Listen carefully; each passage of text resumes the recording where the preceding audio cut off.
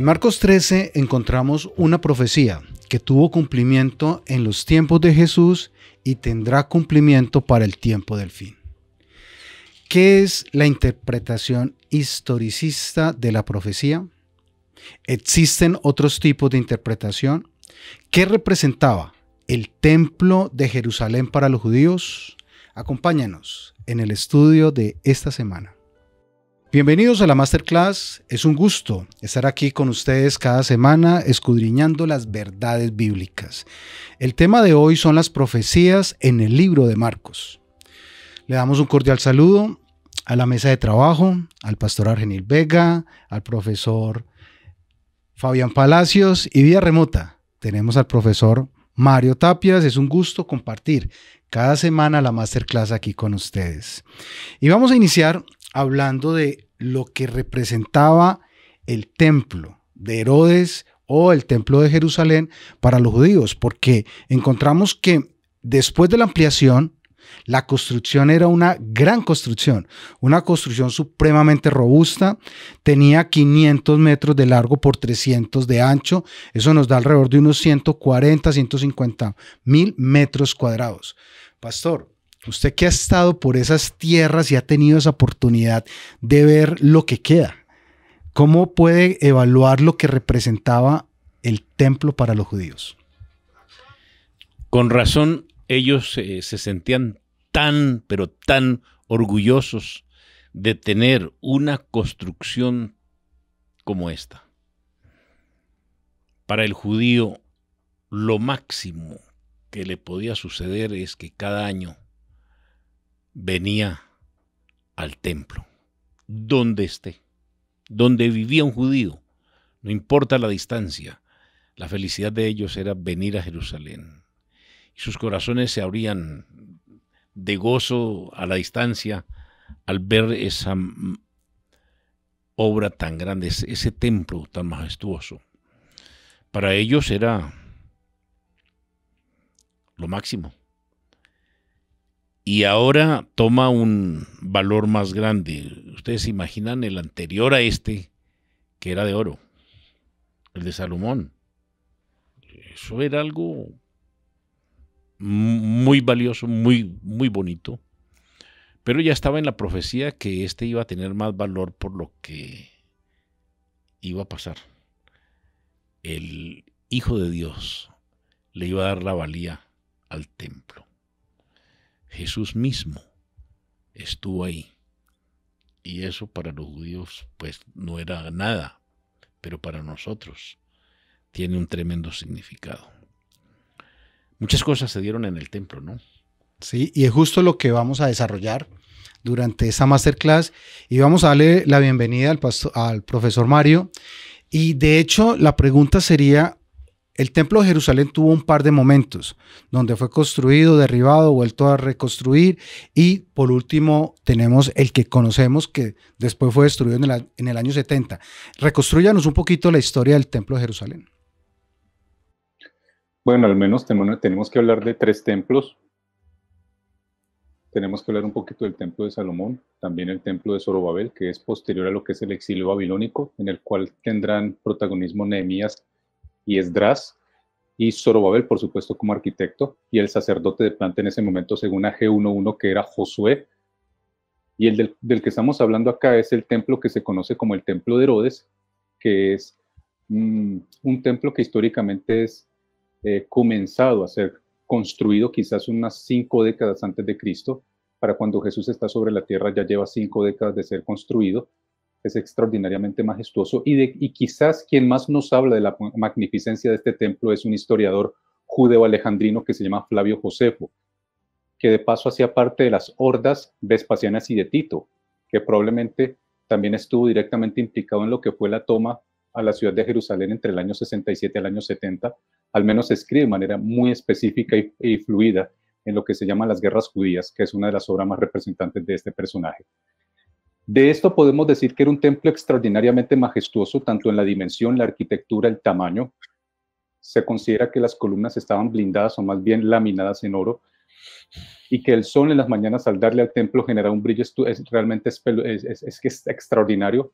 Estamos hablando quizás de lo que pudiese ser llamado una de las no reconocidas maravillas del mundo antiguo, y de lo cual probablemente hoy, según algunos historiadores arqueológicos de asiriología específicamente, consideran que queda lo que se llama la pared oeste o la pared occidental, que utiliza mucho la tradición judaica y que llama el Muro de las Lamentaciones.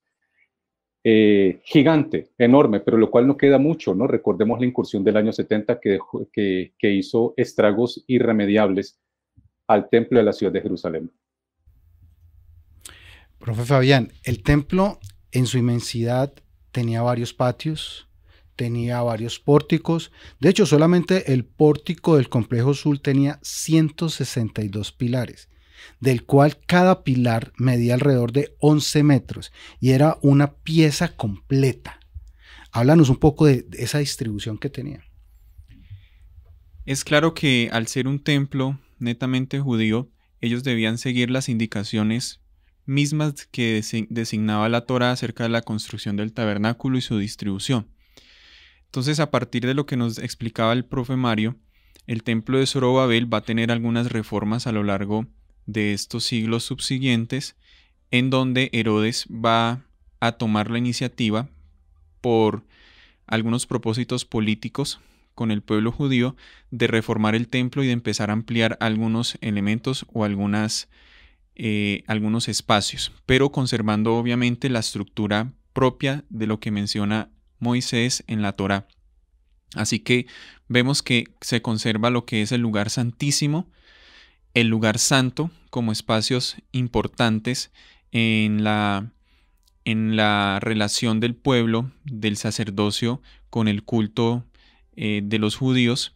Luego encontramos en el primer patio, estamos yendo de adentro hacia afuera, lugar santísimo, lugar santo, y luego encontramos un primer patio donde vamos a encontrar el altar del sacrificio y vamos a encontrar también el lavacro, que normalmente había una piscina que estaba allí contigua al lavacro, donde funcionaba también como elemento para purificación.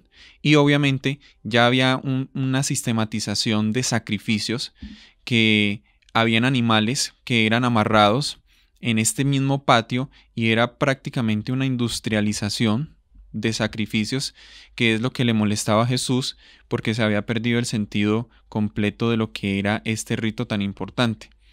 Luego encontramos un segundo patio saliendo de el patio de los que venían a peregrinar y podían de esta manera, antes de llevar su ofrenda a este atrio, aquí había una participación de la comunidad en sí misma, donde habían diferentes salas. Por ejemplo, había la sala de las viudas, las salas de los leprosos, y aquí se conservaba pues este tipo de personas que debían ser netamente judías, porque no era un patio para extranjeros o para incircuncisos, como lo dirían los judíos.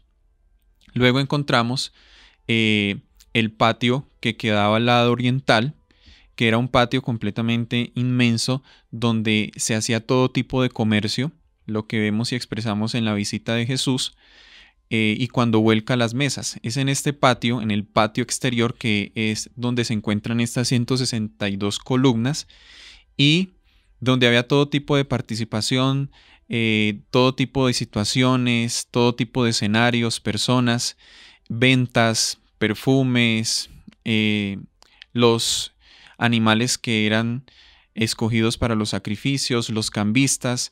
Entonces este patio era también importante en este tiempo, pero que Jesús también vino a condenar y vino a señalar. Y por último, detrás de esto, en la parte oriental, había la posibilidad de llegar a este patio de los cambistas por una puerta que se llama la puerta dorada, que muy posiblemente fue la puerta por donde entró Jesús en la lección pasada, cuando contábamos que Jesús entró sobre el pollino.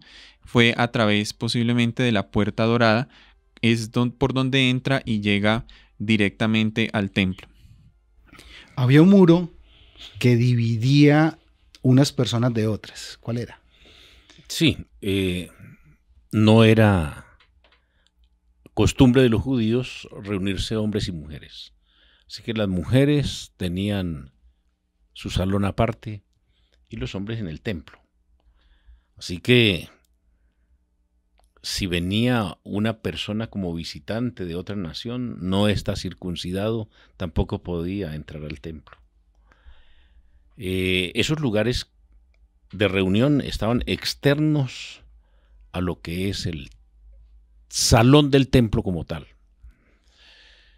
Cuando usted me preguntaba hace un rato de las construcciones, ¿cómo hacían eso? Si cada columna era la abarcadura de 3 hombres y eran unas piedras talladas en mármol, nada más el muro de lo que quedó de la parte del templo, llamado hoy el templo de oración, o mal dicho, el muro de los lamentos, cada piedra, cada roca puede pesar toneladas, cientos de toneladas. ¿Cómo transportaban eso y cómo lo movilizaron para hacer un muro con ese tipo de rocas y colocarlas en tal perfección? La verdad que todavía nadie se explica qué tecnología utilizaron en esa época para este tipo de construcción. Nadie creía que el templo se iba a destruir con esos muros y con ese templo tan bien hecho. Pero bueno, conocemos la historia, que el Señor había dado una profecía que no quedaría de eso que era tan admirable, de ese que era el orgullo para los judíos, no quedaría piedra sobre piedra sin ser destruida. Y es justo lo que nos trae el capítulo 13 de Marcos, pero antes hay una historia que se desarrolla justo en el patio de las mujeres y está registrada en Marcos 12, 41 al 44. Estando Jesús sentado delante del arca de la ofrenda, miraba cómo el pueblo echaba dinero en el arca, y muchos ricos echaban mucho. Y vino una viuda pobre y echó 2 blancas, o sea, un cuadrante. Entonces, llamando a sus discípulos, les dijo: de cierto os digo que esta viuda pobre echó más que todos los que han echado en el arca, porque todos han echado de lo que les sobra, pero ésta de su pobreza echó todo lo que tenía, todo su sustento. ¿Por qué la ofrenda de la viuda fue más importante que las otras? Dentro de este mismo templo que ya hemos descrito con algunos detalles, existían por lo menos 13 arcas distribuidas en este patio, donde las personas que llegaban a peregrinar echaban su ofrenda. Así que era un acto completamente voluntario y muy curiosamente Jesús se encontraba en este patio observando y se fijó en una de las arcas y llega esta mujer. Y esta mujer echa lo que podríamos conocer históricamente como 2 leptas, que era una moneda de muy, pero muy bajo valor, que era una pequeña fracción del salario de una persona en ese momento. Era lo único que tenía para vivir. Y fue importantísimo porque fue la pureza del acto lo que Jesús señaló. Eso fue lo que Jesús señaló.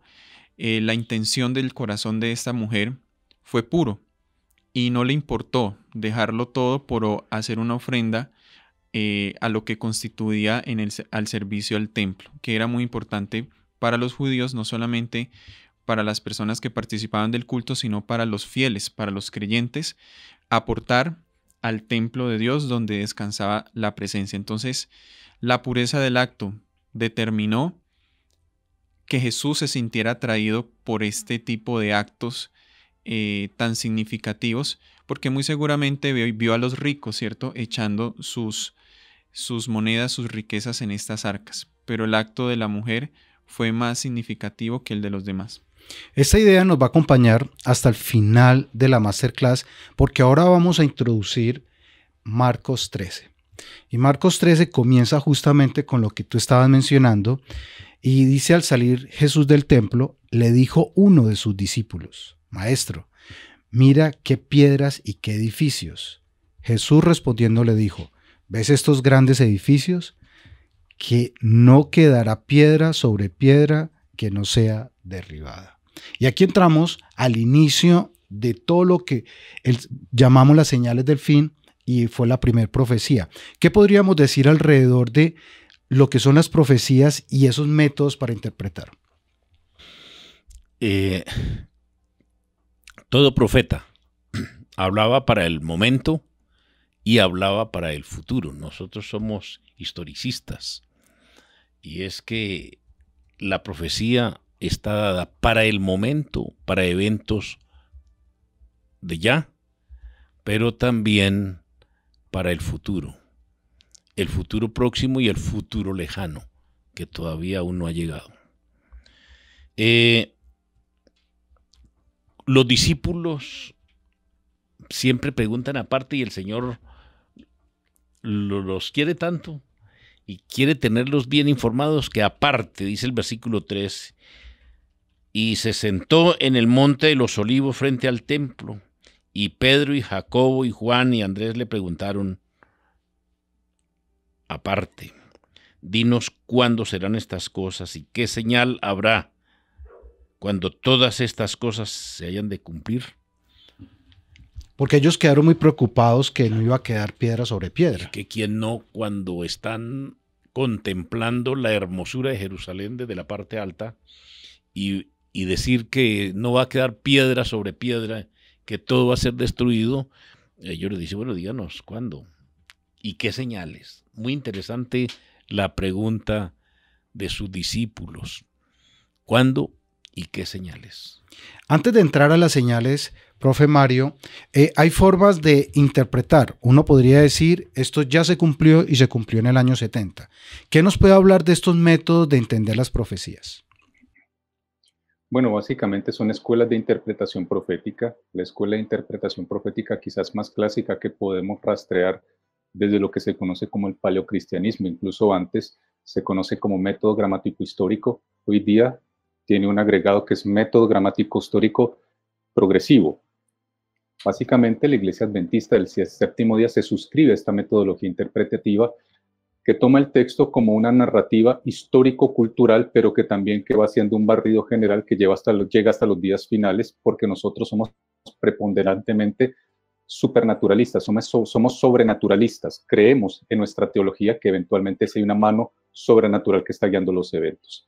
Pero después de la Reforma Protestante, específicamente en lo que se conoce como la Contrarreforma, nacerán dos escuelas interpretativas que se conocerán como el futurismo y el preterismo, algunas que quieren poner los eventos escatológicos o del fin al futuro, distante, y otros en el pasado.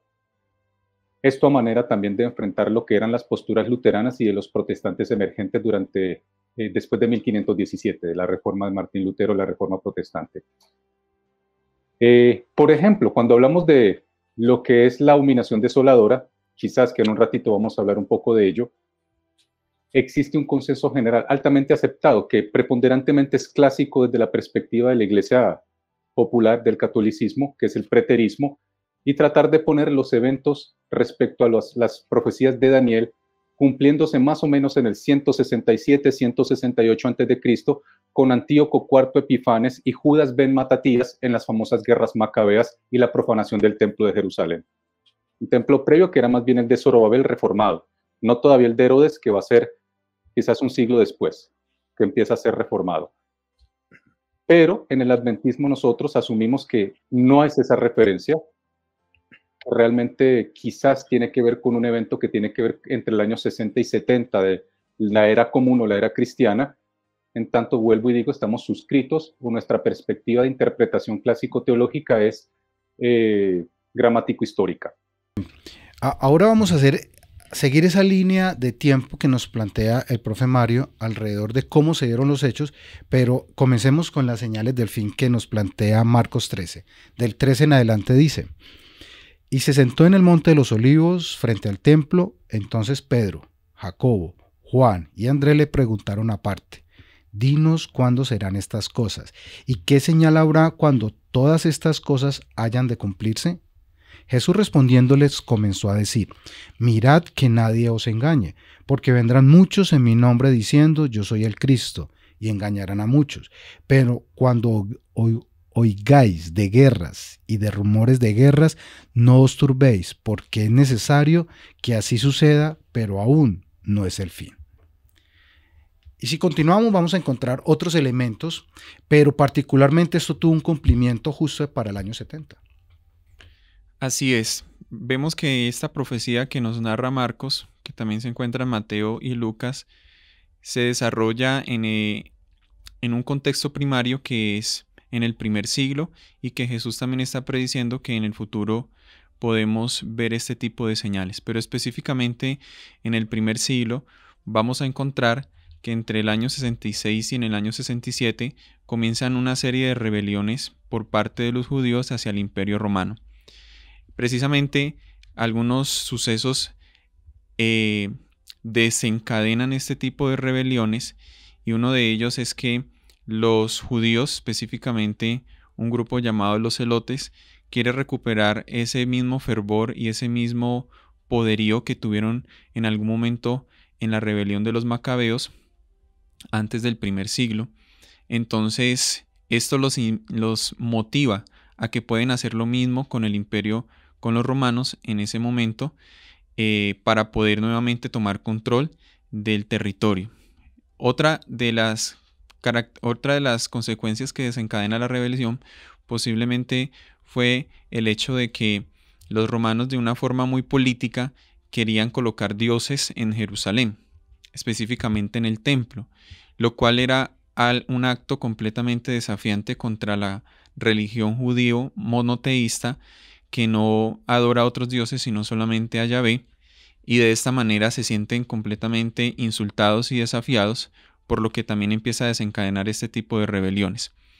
Históricamente se menciona que Vespasiano es llamado en ese momento como general a que se desplace inmediatamente a Jerusalén a contender este tipo de rebeliones con 3 legiones aproximadamente, mucha gente. Entonces este tipo de señales empiezan a alertar a los cristianos que están en Jerusalén, los cuales entienden la señal de las palabras que Jesús está mencionando aquí en Marcos y empiezan a salir de una forma muy sistemática de Jerusalén, dejando su tierra, dejando su casa, porque se estaba dando cumplimiento a lo que Jesús estaba mencionando.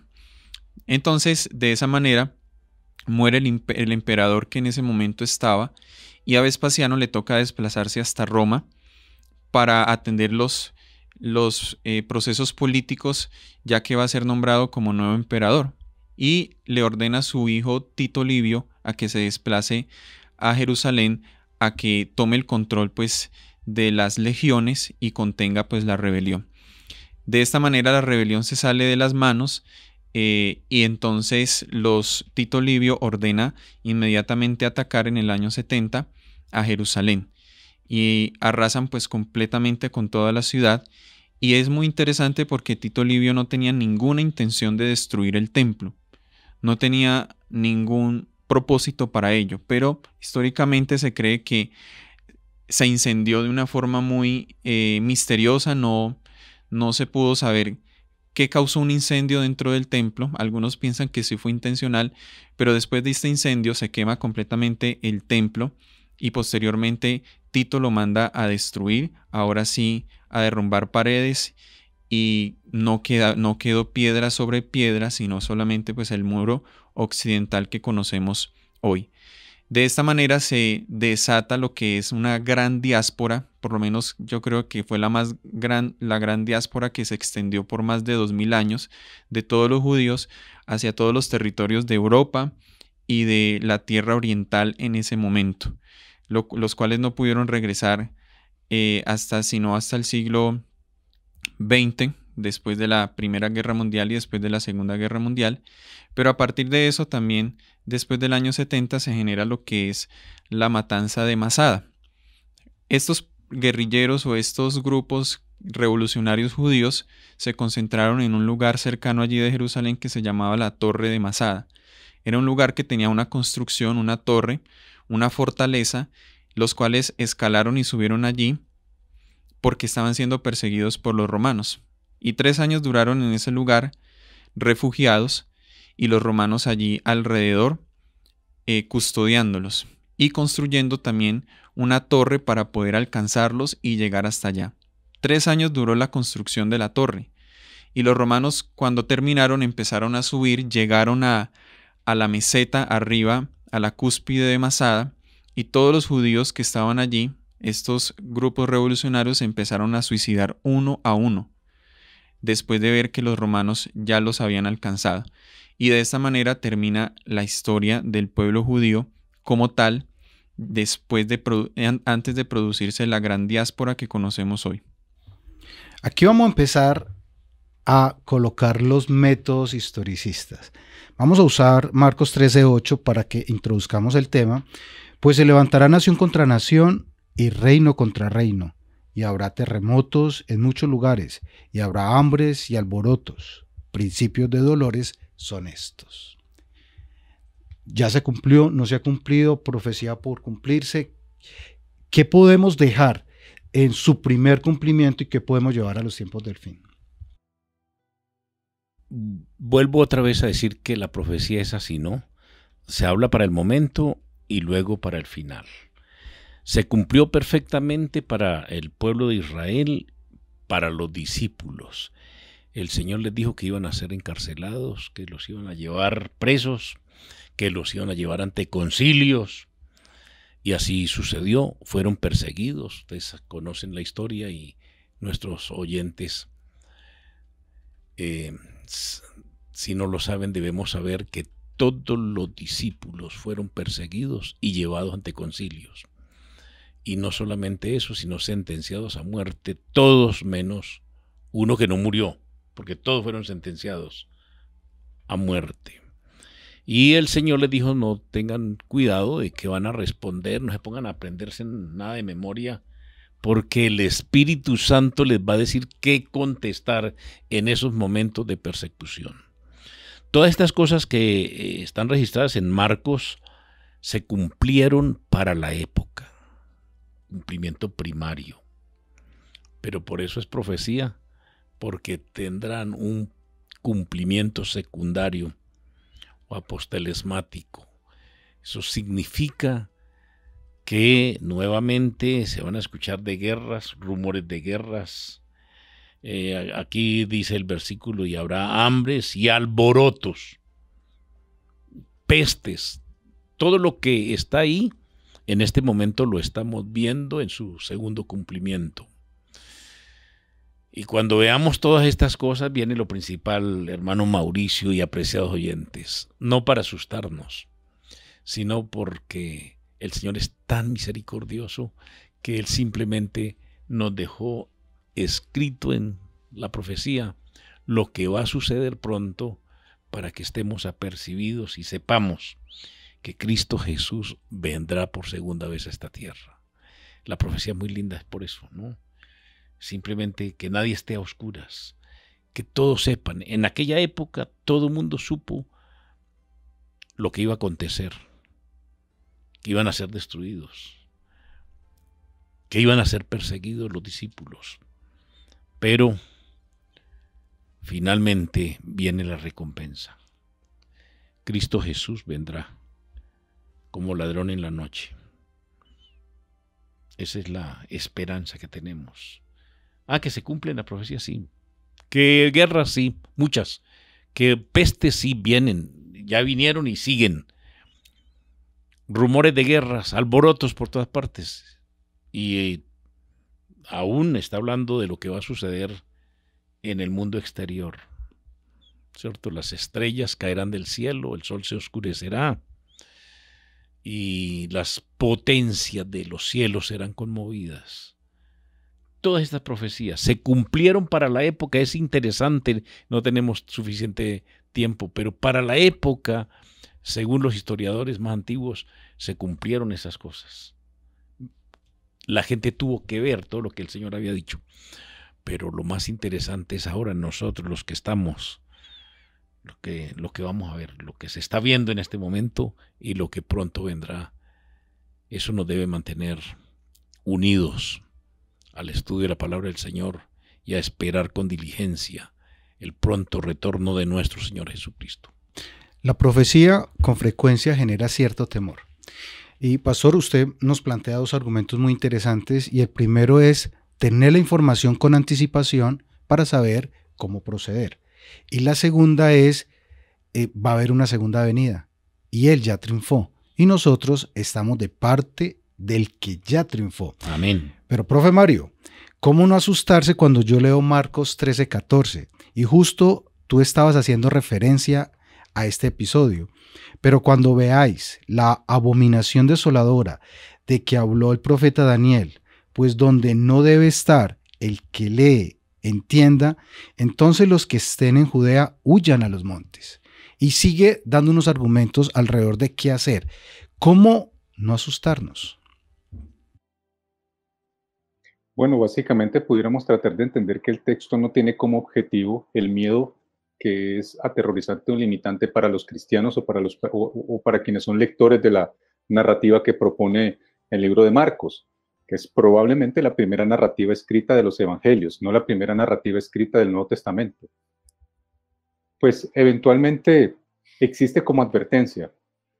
Y dentro de lo que es la interpretación clásica del adventismo, se asume que esa abominación desoladora pudiera significar la colocación de estandartes por parte de los ejércitos o las hordas romanas, tanto de Vespasiano como Tito, o básicamente Vespasiano, en el año 60. Los primeros bastiones, los primeros estandartes que va a poner alrededor de la ciudad de Jerusalén, como una advertencia. Es como clásicamente lo hemos interpretado. Vale la pena aclarar que las interpretaciones, si bien es cierto, tienen un consenso teológico de aceptación por parte de la erudición y el laicismo adventista, pues en algunos aspectos está sometida a algunas probabilidades cambiantes, no en términos genéricos del principio de la profecía, sino quizás en los detalles históricos. Creo yo que, a decir verdad, no tiene como objetivo asustar, sino advertir. Los seres humanos debemos recordar que el miedo como tal no es malo en tanto es parte del sistema inmunodefensivo de los seres humanos. Si no sentimos miedo, no salimos corriendo. Si no sentimos miedo, ponemos la mano en el fuego. Si no sentimos miedo, metemos los dedos en la licuadora. El miedo hace parte de la advertencia vital y de conservación. Así que es necesario que las personas estén advertidas de eventos que eran violentamente peligrosos y que Jesús está haciendo advertencias. En el primer siglo de la era cristiana, hay que entender que este mensaje tiene como receptores primarios a aquellos que están siendo parte del mensaje en el primer siglo de la era común, de la era cristiana, y quienes son los primordiales o principales receptores en la cultura, en la esencia, en la percepción, en la idea de ese mensaje básico. Ya lo que es la percepción escatológica, apocalíptica, interpretativa, que hagamos los cristianos 2000 años después, pues son objeto de estudio aún para muchos de nuestros eruditos en la iglesia y dentro del cristianismo. Como dice nuestro profesor Mario, este cumplimiento directamente fue para los oyentes en ese momento, quienes vivieron los asedios directos de emperadores como Adriano en las persecuciones romanas hacia los cristianos en este primer siglo, donde conocemos todo el contexto de los coliseos romanos, de los gladiadores matando cristianos, de los leones matando cristianos, y todo esto hace parte de un vestigio o de un pequeño alumbramiento de lo que va a suceder escatológicamente, y hemos interpretado que será la gran tribulación o la gran persecución, ya que en la teología adventista encontramos que hay interpretaciones acerca de este contexto, y junto a los libros de Daniel, que un poder tomará el control político y religioso nuevamente, retomándolo ya que lo tuvo pues alrededor de 1000 años en la Edad Media, y de esta manera nuevamente vamos a encontrar que dentro de nuestra teología interpretamos que este poder nuevamente se alzará, se recuperará y tendrá nuevamente el poder para asediar a los cristianos o a aquellos fieles que no sigan o cumplan sus leyes o sus órdenes religiosas y políticas. De esa manera nos puede llegar a asustar o nos puede llegar a colocar tensionados el hecho de que estos primeros cristianos se cumplió esta profecía, la vivieron en carne propia y fueron completamente castigados y asesinados de unas formas viles y brutales en su momento. De esa manera, escatológicamente, también nos genera algo de tensión hablar de persecución, hablar de gran tribulación, hablar de la huida, hablar de dejar a padre y a madre, dejar todo lo que somos en estos momentos cuando aquellos momentos se vuelvan difíciles y que hemos interpretado de una forma muy general, de una forma muy alegórica, podríamos decir, de que puede ser el cumplimiento para nosotros también, que estamos en esos tiempos que están cerca, pero que realmente no sabemos todavía ni el tiempo ni la hora, pero que sí nos debe dar motivación o esperanza de que el tiempo está cerca, el tiempo de la segunda venida. De hecho, las señales del fin termina con un gran suceso. Y en el versículo 26 encontramos: entonces verán al Hijo del Hombre, que vendrá en las nubes con gran poder y gloria. Entonces enviará a sus ángeles y juntará a sus escogidos. Esta es la parte más maravillosa. De los cuatro vientos, desde el extremo de la tierra hasta el extremo del cielo. Saber que el Señor advirtió todo lo que iba a acontecer, que sí iban a haber tribulaciones para el pueblo de Dios, para el remanente fiel al final del tiempo. Nosotros sabemos que todo está preparándose para esto. El falso día de reposo, que va a venir con énfasis. No dejar reunirse con libertad, que no puede uno elegir a quién y cómo adorar. La abominación desoladora para el pueblo de Israel en aquella época es que le utilizaron el templo para lo que no era. Querían meter dioses ajenos al Dios verdadero en el templo. Entraron y lo pisotearon y acabaron con lo más maravilloso que era el templo para ellos. Y era maravilloso no por lo que había ahí, es porque la presencia de Dios se manifestaba en ese lugar.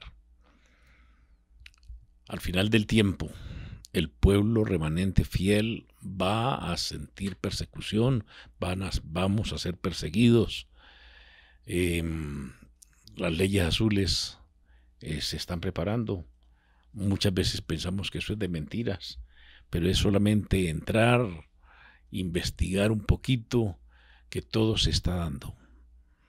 Todo se está dando para que la profecía se cumpla. ¿Y qué va a pasar cuando no podamos ni comprar ni vender? Lo que el Apocalipsis dice, eso usted tiene que cumplir, tiene que venir. Pero, mis apreciados hermanos y amigos, y Mauricio, lo que tú estás preguntando es que estamos en el grupo de los ganadores. Y cuando uno va a una guerra y sabe que está de parte de los que van a ganar, no hay problema. El Señor vendrá a recompensar a cada uno según sus obras. Así que no nos debe llenar de miedo ni de temor. ¿Que el enemigo se está preparando? Sí. ¿Que va a haber una guerra al final? Sí. Pero que saldremos victoriosos por la gracia de Dios. Por ejemplo, cuando vamos al libro de Marcos, descubrimos que nos dice claramente que cuando os trajesen para entregaros, no os preocupéis por lo que habéis de decir ni penséis, sino que os fuere, sino lo que os fuere dado en aquella hora, eso hablad, porque no sois vosotros los que habláis, sino el Espíritu Santo. Solemos tomar este versículo como una garantía de que no necesitamos tener ningún tipo de aproximación de estudio, ningún tipo de indagación, ni ningún tipo de aprendizaje previo, sino que se nos va a presentar mágicamente como un conejo que sale de un sombrero y se nos va a entregar. Cuando leemos el contexto completo de la narrativa de Marcos, como de Mateo, como de Lucas, descubrimos que, a decir verdad, para poder tener la garantía de que yo voy a poder confrontar con fortaleza, resiliencia, usando un poco esta palabra contemporánea del doctor Boris Cyrulnik, resiliencia, capacidad de aguante, de soportar castigo, de entender cuál es mi función o mi lugar, requiero tener primeramente una vincularidad inquebrantable con Dios. Entender que es desde el principio de la cercanía, del afecto, de la construcción de relación, de entenderme amado, de entenderme que hago parte de un propósito superior, que no solamente es sobre los dolores, los suplicios, las amarguras y las tribulaciones que voy a pasar, sino que hay algo mucho más grande. Hoy día se sabe que las personas, incluso hoy día se sabe que las personas que viven con sentido de propósito, que tienen claro que viven y existen por una razón de ser, tienen proyección vital mucho más amplia. De la misma manera, cuando nosotros como hijos de Dios entendemos que a pesar de las dificultades, heridas, golpes, traumas o dolores que pasemos sobre la tierra, hay un vínculo superior que nos da un sentido de propósito, pues eventualmente entenderemos que nunca hemos estado solos y jamás lo estaremos, porque Dios nunca abandona a sus hijos, siempre estará con nosotros y siempre será nuestro principal baluarte. Por cuanto no sabemos el tiempo exacto de su venida, se nos ordena velar. Bienaventurados aquellos siervos a los cuales su Señor, cuando venga, halle velando. Los que velan esperando la venida de su Señor no aguardan en ociosa expectativa. La expectativa de la venida de Cristo debe inducir a los hombres a temer al Señor, temer su juicio sobre la transgresión. Los debe despertar a la enormidad del pecado de rechazar sus ofrecimientos de misericordia. Los que guardan al Señor purifican su alma por medio de la obediencia a la verdad. Combinan la vigilia atenta con el trabajo ferviente. Por cuanto saben que el Señor está a las puertas, su celo se aviva para cooperar con las inteligencias divinas y trabajar para la salvación de las almas. Estos son los siervos fieles y prudentes que dan a la familia del Señor a tiempo su ración. Declaran la verdad que tienen aplicación especial para hoy, así como Enoc, Noé, Abraham, Moisés declararon cada uno la verdad para su tiempo, así también los siervos de Cristo dan ahora la amonestación especial para su generación. No olviden la cita aquí en la Masterclass. Hasta la próxima.